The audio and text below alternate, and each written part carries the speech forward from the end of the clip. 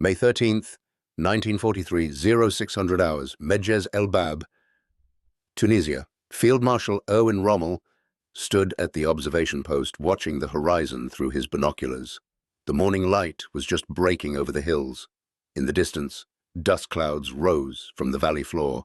American convoys, moving fast, moving in numbers that should not have been possible. Rommel lowered the binoculars and checked his watch. The Americans had been unloading at the port of Bizerte for less than 72 hours. Intelligence reports said elements of the United States Second Corps were still disembarking. Yet, here they were, entire divisions moving into position, artillery batteries deploying, supply columns stretching back to the coast in unbroken lines of trucks. His chief of staff, Oberst Alfred Gauss, stood beside him with a field telephone receiver pressed to his ear. Gauss was receiving reports from reconnaissance units positioned along the American approach routes. He covered the mouthpiece and turned to Rommel. The numbers were staggering. Over 500 trucks counted in the last 6 hours, moving a complete division from the coast to forward assembly areas. 6 hours. Rommel said nothing. He was doing calculations in his head. A German division required approximately 3,000 tons of supplies per week for sustained operations.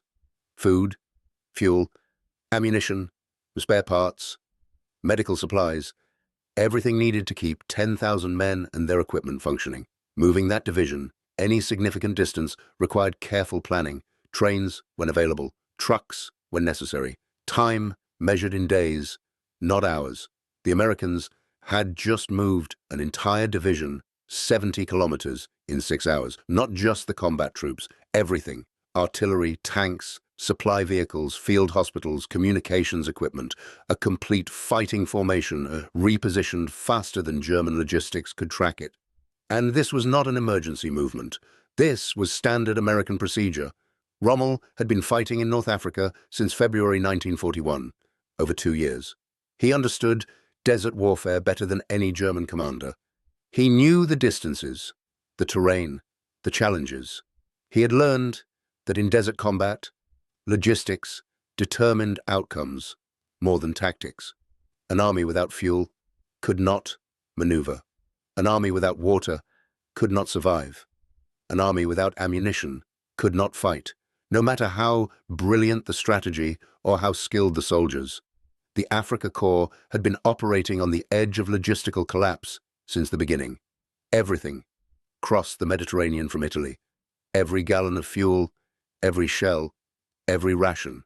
British naval forces and aircraft attacked supply convoys constantly. Ships that survived the crossing had to unload at Tripoli or Benghazi. Then, supplies moved by truck along the single coastal road stretching from Libya into Egypt, over 1,000 kilometers, through empty desert. German trucks were never sufficient. The distances consumed fuel faster than convoys could deliver it. Spare parts were chronically short. Vehicles broke down and were cannibalized to keep others running. The Africa Corps had supplemented German trucks with captured British vehicles, French trucks, Italian trucks, anything that could carry supplies. The maintenance nightmare was constant. Every different vehicle model required different spare parts. None were interchangeable. By late 1942, German logistics in North Africa had degraded to crisis level. The frontline units received a fraction of what they needed. Fuel shortages, limited operations, ammunition was rationed, food quality declined. Rommel had adapted. He fought mobile defensive campaigns, used terrain advantages, exploited British mistakes. He won tactical victories with inferior resources through superior tactics and audacity. Then, the Americans arrived. Operation Torch, November 8, 1942. Allied landings in Morocco and Algeria. 3 separate landing sites. 35,000 American and British troops in the first wave. Within weeks, over 100,000. The strategic situation changed immediately. German forces were now threatened from 2 directions. British 8th Army advancing from the east. American and British forces advancing from the west. The Africa Corps was caught between them. Rommel had studied American military capability before they entered the theater. He knew the industrial statistics. American automobile production, American steel output, American oil reserves. The numbers were impressive on paper, but numbers did not always translate to battlefield effectiveness. The French had possessed numerical superiority in 1940. The Soviets had overwhelming numbers in 1941. Both had been defeated by German tactical excellence. Rommel expected American forces to be poorly trained, inexperienced, dependent on material abundance to compensate for lack of skill. Their first major engagement seemed to confirm this assessment. Kasserine Pass, February 19th through 25th, 1943. German forces attacked American positions in the Kasserine Pass area. The Americans broke. Units retreated in disorder. Hundreds of prisoners captured. Substantial equipment losses. A clear German tactical victory. But even during that defeat, Rommel noticed something. American supply dumps. Captured depots contained mountains of supplies. Food in quantities German soldiers had not seen in months. Fuel in abundance. Ammunition stacked in enormous piles. Medical supplies still in original packaging. Spare parts for every vehicle type. Everything organized, labeled, inventoried. Everything new. German soldiers tore through the captured supplies with desperate hands. They ate American rations. K rations providing nearly 3,000 calories across 3 meals. Field rations with real meat, real eggs, real coffee, luxuries like chocolate and cigarettes included as standard issue. The food was better than anything German troops received, and this was the emergency rations, the lowest quality American field food. One captured supply depot at Feriana contained enough food to feed the entire Afrika Korps for a week, just sitting there, guarded by a handful of soldiers who surrendered immediately when German tanks appeared. The Americans had not fought hard to defend their supplies. They had simply retreated and left everything behind, as if the loss did not matter, as if they could replace it all immediately.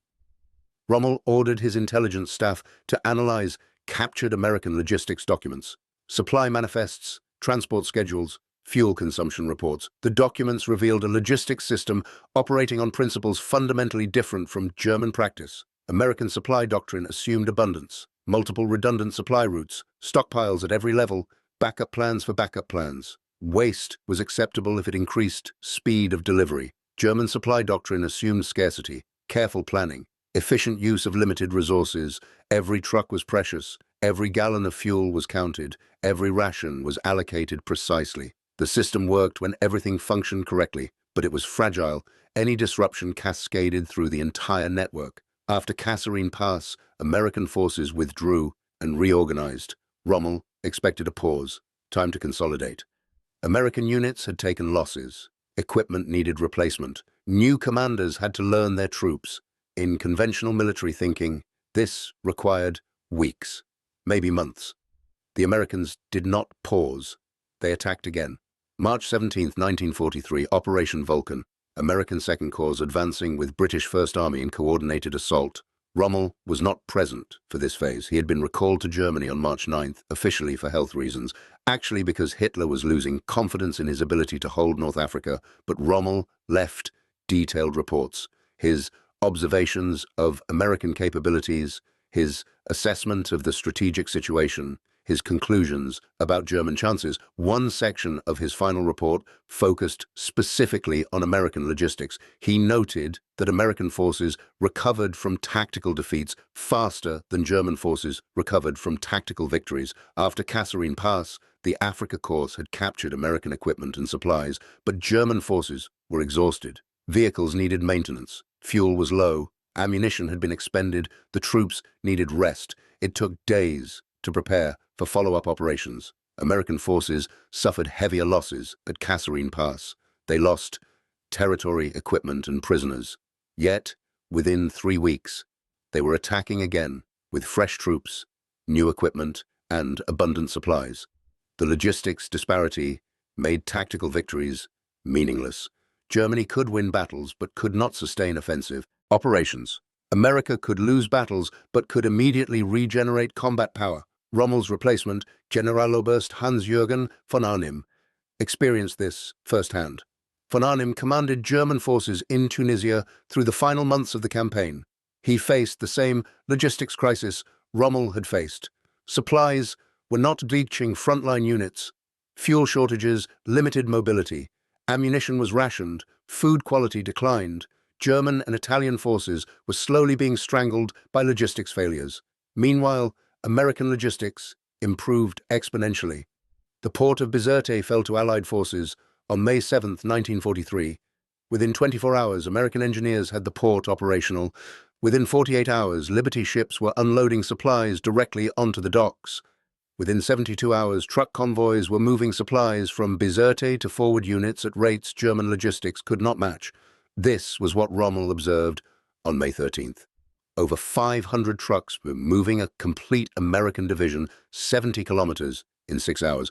The trucks were all the same model, standardized American design, 2.5-ton capacity. The famous deuce and a half. Every truck used the same parts, same tires, same engine, same transmission. Maintenance was simple. Spare parts were interchangeable. If a truck broke down, another truck towed it, and the convoy continued. German convoys could not achieve this. The mixture of German, Italian, French, and captured British vehicles meant constant breakdowns. Each vehicle type required different parts.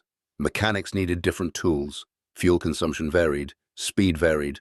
Organization was chaotic. Moving a German division any significant distance required days of planning and careful coordination. The Americans simply loaded trucks and drove. No elaborate planning needed, no careful fuel calculations, no concerns about spare parts. The supply system ensured everything was available. If problems arose, the abundance of resources meant improvisation was always possible. Run out of one type of part, use a different vehicle, lose a truck, replace it immediately. Damage equipment. New equipment arrived daily. Rommel's observations were compiled into reports submitted to the German High Command. He stated clearly that American logistics superiority made German victory in North Africa impossible, not improbable, impossible. The mathematical reality was inescapable. American forces could replace losses faster than German forces could inflict them. American supplies arrived in greater quantities than German forces could capture or destroy. The logistics differential made the tactical skill of German commanders irrelevant. His reports were not well received. Hitler did not accept that material factors could overcome German tactical excellence and fighting spirit. The Nazi ideology emphasized will and determination. Superior German soldiers were supposed to defeat numerically superior, but racially inferior enemies through courage and skill. Suggesting that logistics mattered more than fighting spirit contradicted fundamental Nazi beliefs. Rommel knew better. He had seen the reality on the ground. German soldiers were brave.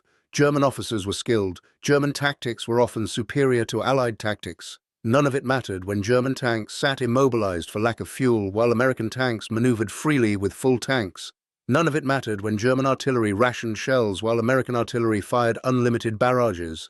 None of it mattered when German soldiers ate 1 meal per day while American soldiers ate 3.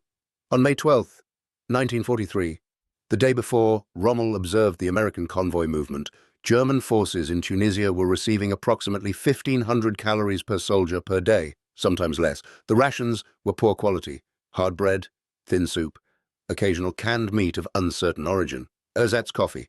Many soldiers had lost significant weight. Medical officers documented increased illness. Soldiers were physically weakening. American soldiers in Tunisia at the same time were receiving 3,500 to 4,100 calories per day depending on their duty assignment and whether field kitchens were operational.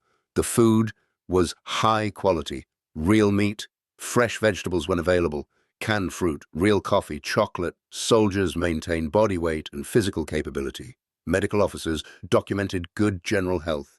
The calorie differential represented more than just food. It represented industrial capacity. Producing 3,500 calories per day per soldier for hundreds of thousands of soldiers required enormous agricultural output, processing facilities, packaging plants, transportation networks, and distribution systems, all operating simultaneously, all coordinated efficiently, all secure from enemy attack.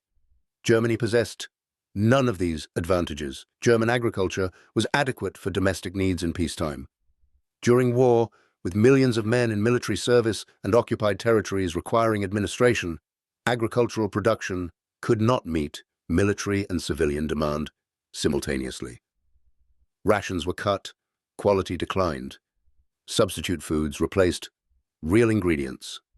Bread contained sawdust. Coffee was made from burned grain. Meat became increasingly scarce. The United States possessed agricultural capacity far beyond immediate needs. American farms produced surplus food. Even after feeding a population of 130 million civilians and supplying millions of soldiers worldwide, American agriculture had excess capacity. Food aid was shipped to allied nations. British civilians received American food. Soviet forces received American food through Lend-Lease. Even American prisoners of war in German camps received Red Cross parcels containing American food that was often better than what German guards received. Rommel understood this disparity extended beyond food. American industrial production was simply operating at a scale Germany could not match. The United States produced 400,000 trucks during the war. Germany produced 140,000. American trucks were standardized designs. German trucks were multiple different models. American trucks were supported by massive spare parts production. German trucks were repaired with improvised parts or cannibalized from other vehicles. The truck disparity was repeated across every category of equipment. Aircraft production, tank production, artillery production, ship production, everything. America outproduced Germany in every measurable category. And American production facilities were safe. Located in North America, 3,000 miles from combat zones. German bombers could not reach American factories. American workers did not face air raids. American production increased throughout the war. German factories were under constant attack. British bomber commands struck at night. American 8th Air Force struck during the day. Round-the-clock bombing destroyed factories faster than they could be rebuilt. Production declined. Quality control suffered. Skilled workers were killed or drafted into military service. Raw materials became scarce. The industrial base was crumbling. By May 1943, this reality was undeniable. American logistics superiority was not theoretical. It was visible daily. American trucks moved in convoys, numbering hundreds. German trucks moved in small groups to avoid air attack. American supply dumps contained mountains of supplies. German supply dumps contained whatever had survived the Mediterranean crossing. American soldiers were well-fed and well-equipped. German soldiers were hungry and making do with inadequate supplies. Rommel issued a directive to his staff officers: stop mentioning American logistics in official reports. The order was unusual. Military reports were supposed to contain accurate assessments of enemy capabilities. Rommel was explicitly ordering his officers to omit information about American supply capacity. The reason was practical. German High Command did not want to hear that American logistics made German victory impossible. Reports emphasizing American material superiority were dismissed as defeatist. Officers who submitted such reports were accused of lacking fighting spirit. Rommel's directive was an acknowledgement of reality. Accurate reporting was pointless if the recipients refused to believe it. Better to report tactical details and avoid the larger strategic picture that nobody wanted to acknowledge. The directive was controversial among his staff. Some officers protested that concealing enemy capabilities violated their duty to provide accurate intelligence. Rommel's response was blunt: report what German High Command wants to hear. Otherwise, your reports will be ignored and you will be replaced. The directive remained in effect through the final weeks of the Tunisia campaign. German officers filed reports describing American tactical movements, unit identifications, and combat actions.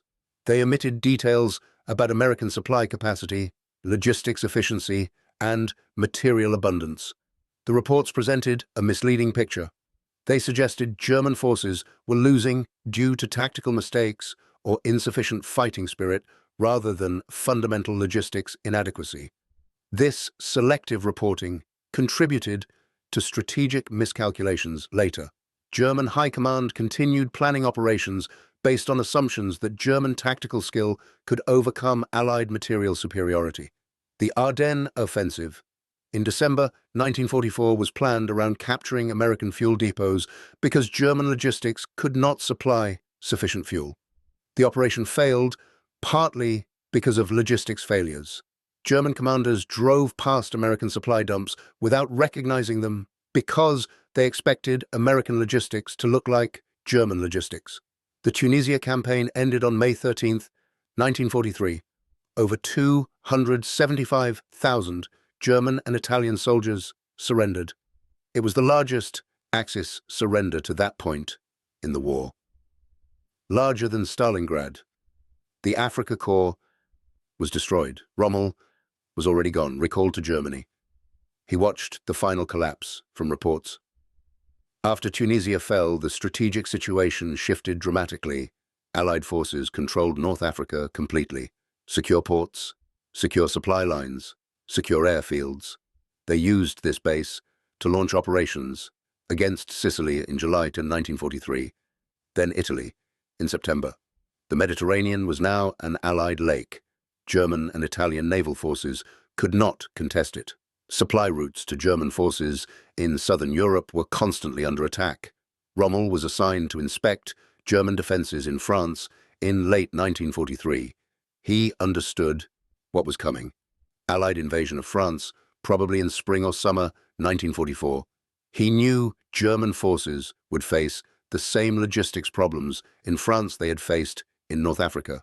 Limited supplies, inadequate transportation, vulnerable supply lines, and they would face an enemy with unlimited material resources. He tried to prepare. Rommel advocated for defending at the beaches, meet the invasion immediately, destroy Allied forces before they could establish supply bases. If the Allies secured ports and established logistics infrastructure, German forces could not win. The same pattern from North Africa would repeat.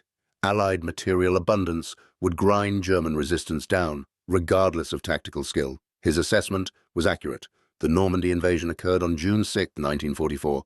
Allied forces secured beachheads despite heavy casualties. Within weeks, they had established massive supply operations. Mulberry harbors, artificial ports constructed from prefabricated components, capable of handling thousands of tons of supplies daily. Pipelines under the ocean. Pluto, pumping fuel directly from England to France. 500,000 gallons per day. German logistics in France collapsed under Allied bombing and French resistance sabotage. Rail networks were destroyed, roads were cratered, bridges were demolished, supply convoys moved only at night. Daylight movement meant death from Allied fighter bombers. P-47 Thunderbolts and P-51 Mustangs attacked anything that moved. Fuel trucks were priority targets. Supply columns were strafed and burned. Nothing reached frontline units in adequate quantities. By August 1944, German forces in France were retreating, not because they had been defeated tactically. Individual units still fought effectively, but the logistics situation made continued resistance impossible. No fuel, no ammunition, no food, no medical supplies. Units abandoned vehicles and equipment because they could not move them. Soldiers walked east, trying to reach Germany. Thousands surrendered simply because they were starving. Rommel did not witness the final collapse. He was severely wounded on July 17th when Allied aircraft strafed his staff car. He returned to Germany for medical treatment. He never recovered. Implicated in the July 20th plot to assassinate Hitler, he was forced to commit suicide on October 14th, 1944. His death was officially reported as injuries from the aircraft attack. His funeral was state ceremony with full military honors. The truth remained classified for years. Rommel's legacy remains controversial. He was a skilled tactical commander.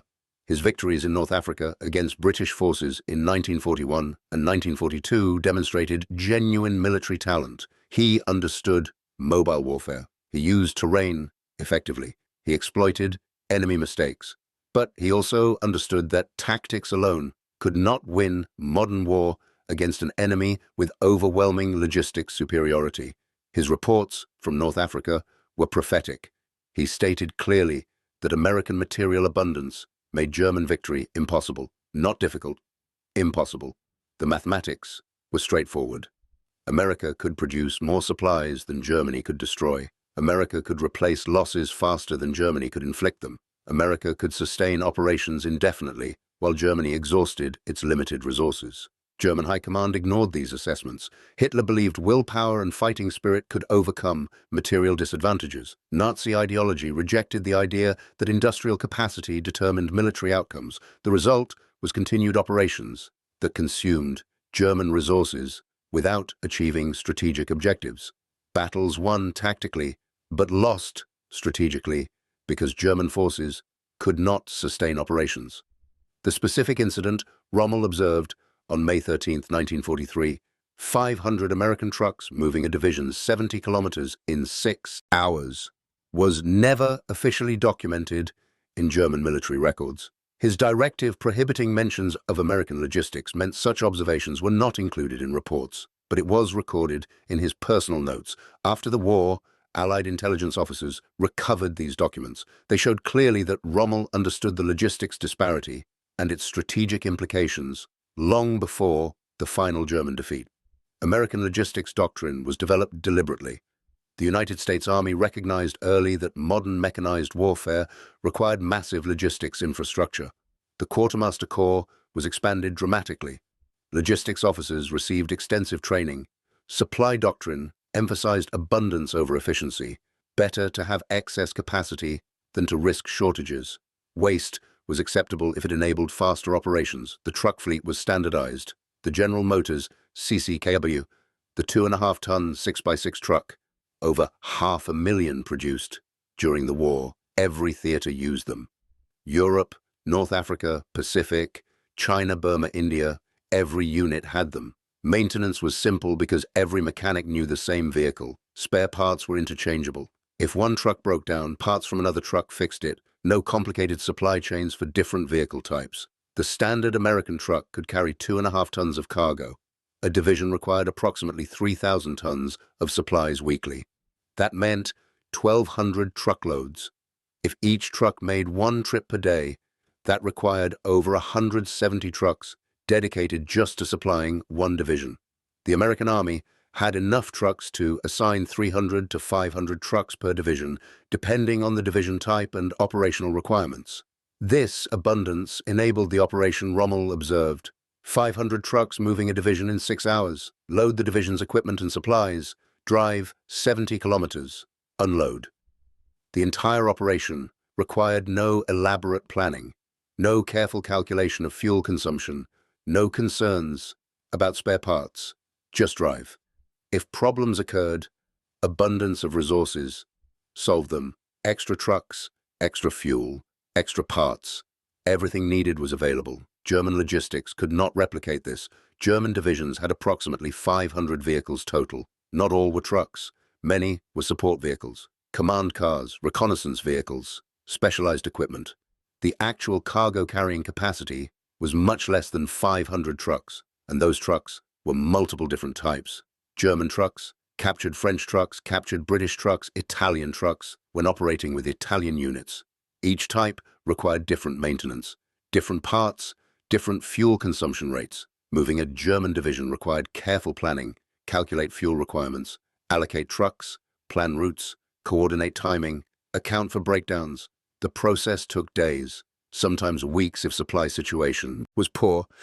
Once moving, German convoys were vulnerable. Allied air superiority meant daylight movement was suicidal. Everything moved at night, slow speeds, blackout conditions, accidents were common, vehicles broke down, convoys stretched out. Units arrived piecemeal over days. The contrast was visible throughout the war. In North Africa, American units moved freely during daylight. Convoys drove in broad daylight with air cover overhead. German units moved at night and hid during the day. In France, after D-Day, American armored divisions advanced dozens of kilometers per day. German panzer divisions struggled to move at all because fuel was unavailable. In the final months, American supply convoys delivered hot meals to frontline units daily. German soldiers were eating whatever they could scavenge. The strategic impact was cumulative.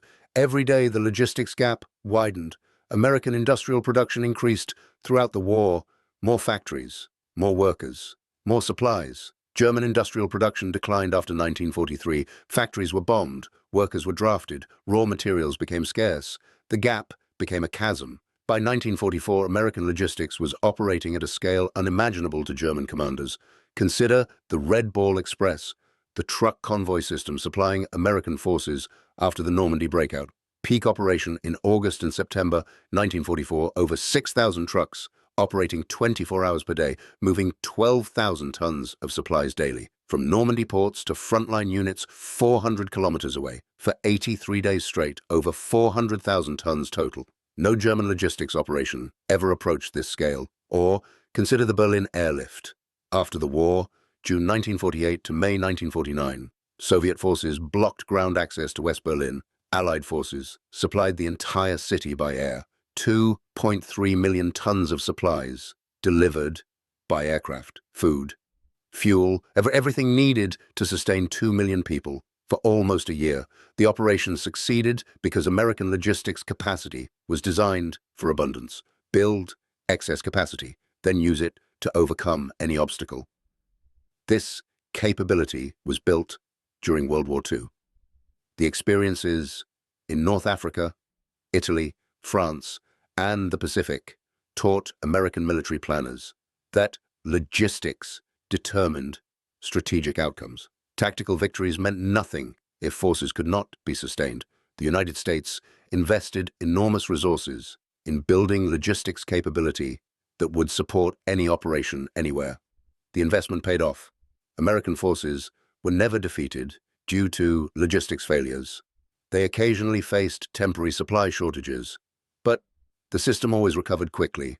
German forces never recovered from logistics failures. Once the supply system collapsed, it stayed collapsed. Units immobilized for lack of fuel remained immobilized. Soldiers without food continued starving. No reserve capacity existed to compensate for failures. The system operated at maximum efficiency in peacetime. During war, under stress, it broke. And once broken, it could not be repaired because the resources needed for repairs were diverted to immediate operational needs. Rommel recognized this pattern in North Africa. He watched German logistics deteriorate steadily from 1941 through 1943. He watched American logistics improve steadily from November 1942 through May 1943. He understood the trajectories would not change. Germany would grow weaker, America would grow stronger. The final outcome was predetermined by logistics capacity. Everything else was just details. His directive prohibiting mention of American logistics in official reports was an attempt to shield his officers from punishment for stating uncomfortable truths. German high command did not want to hear that material factors determined outcomes. Nazi ideology required believing that German superiority in fighting spirit and tactical skill would overcome material disadvantages. Officers who contradicted this narrative were relieved of command. Rommel protected his officers by ordering them to stop contradicting the narrative, but the truth remained. American logistics made German defeat inevitable. The 500 trucks moving a division in 6 hours were not exceptional. They were routine, standard American capability. Repeated thousands of times throughout the war, every American division could be moved this way. Every American corps, every American army. The entire military force could be repositioned faster than German intelligence could track movements. German units discovered American divisions appearing in unexpected locations because American logistics moved them there overnight. This mobility, combined with material abundance, created overwhelming tactical advantages. American commanders could mass forces at decisive points. German commanders could not respond because their forces lacked fuel to move. American commanders could sustain operations indefinitely. German commanders had to halt operations when supplies ran out. American commanders could replace losses immediately. German commanders watched their units shrink from attrition without replacements. The mathematics of attrition warfare were brutal. Germany started the war with a smaller population than its enemies. Germany had access to fewer resources. Germany had smaller industrial capacity. These factors meant Germany could only win through quick, decisive victories. Blitzkrieg, destroy enemy forces before they mobilized. End wars before material factors became decisive. This worked in Poland. It worked in France. It failed in the Soviet Union. It failed against the United States. Once the war became a contest of industrial production and logistics sustainability, German defeat was certain. Rommel understood this by May 1943. Some German generals understood even earlier. After Stalingrad, after Kursk, after North Africa fell, The pattern was clear. Germany was losing the logistics war. Therefore, Germany was losing the war. The war continued almost 2 more years after Tunisia. Millions more casualties, enormous destruction, but the outcome was no longer in doubt. Germany could not sustain modern warfare against enemies with superior logistics. Every battle exhausted German resources that could not be replaced. Every victory consumed supplies that could not be replenished. The strategic situation steadily deteriorated until collapse was inevitable. When Germany surrendered in May 1945, German logistics had completely disintegrated. No fuel, no food, no ammunition, no transportation, nothing. Soldiers were starving, civilians were starving, the infrastructure was destroyed, the industrial base was gone. The transportation networks were demolished, nothing functioned. The nation that had started the war with modern mechanized military forces ended the war with soldiers walking home because no vehicles could move. American forces in May 1945 were at peak strength, fully supplied, fully equipped, capable of sustained operations indefinitely. The logistics system that had supported global operations for 4 years continued functioning perfectly. American soldiers were eating 3,500 calories per day, receiving mail from home, getting regular medical care. Everything worked. The contrast between American capability and German collapse was total. Rommel never saw the final collapse. He died 7 months before Germany surrendered. But he predicted it accurately. His reports from North Africa stated clearly that American logistics superiority made German defeat inevitable. The reports were ignored. The war continued. The prediction came true. The 500 trucks he observed on May 13, 1943, moving an American division in 6 hours, were proof of American capability that Germany could not match. He banned mentioning it in reports because the truth was too demoralizing to acknowledge. But banning discussion of reality did not change reality. It only delayed recognition of what was already determined.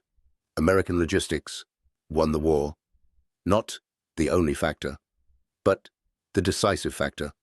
Feed your soldiers well, supply them adequately, move them quickly, sustain operations indefinitely. This wins modern wars. Germany could not do this. America could. That difference determined the outcome. Thank you for watching. For more detailed historical breakdowns, check out the other videos on your screen now, and don't forget to subscribe.